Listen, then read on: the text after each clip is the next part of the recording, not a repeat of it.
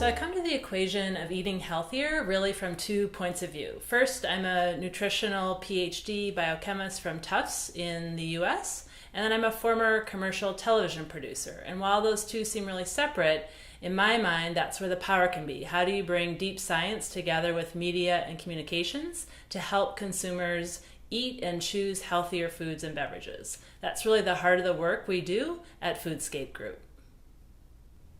In today's food landscape, it's easy to look around and appreciate why the average consumer may get confused on which foods and beverages to choose. Are you vegan? Are you paleo? Are you vegetarian? There are so many questions. Should you eat red meat? Should you eat seafood? Again, just so many questions. When you think about that consumer trying to make decisions, what I see happening is actually quite encouraging. I do think more consumers are paying attention to the details and seeking out credible information.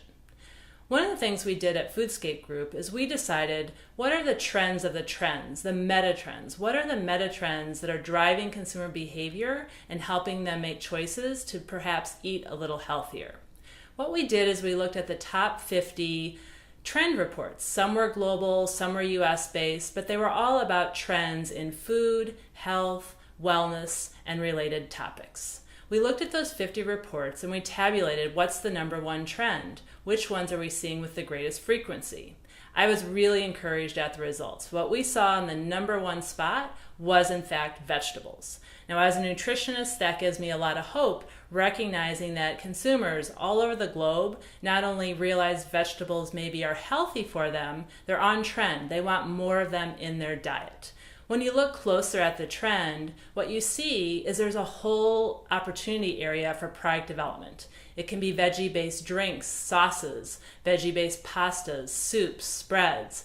All those products that are leading with vegetables are right on trend with what consumers want. There's even sales data that shows if you simply pre-chop the vegetables, packaging them in a very sort of encouraging way that you can easily eat them, spiralize the vegetables, all these small changes, you can actually see an increase in sales for those products.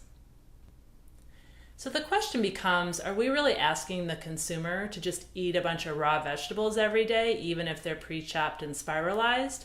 Not really. When we look at our top 10 trends, we're seeing other trends that fall in line with this number one vegetables trend. For example, we saw pulses being right on trend. So that's all those legumes and chickpeas and other plant-based sources of protein. We also saw sea vegetables being among those top 10 trends, showing that there can be a great variety in your vegetable intake. So if we take a step back from that number one trend, what it's really about is more plant-based eating. How much of our plate can be filled with plant-based foods, like vegetables, like fruit, like nuts and seeds.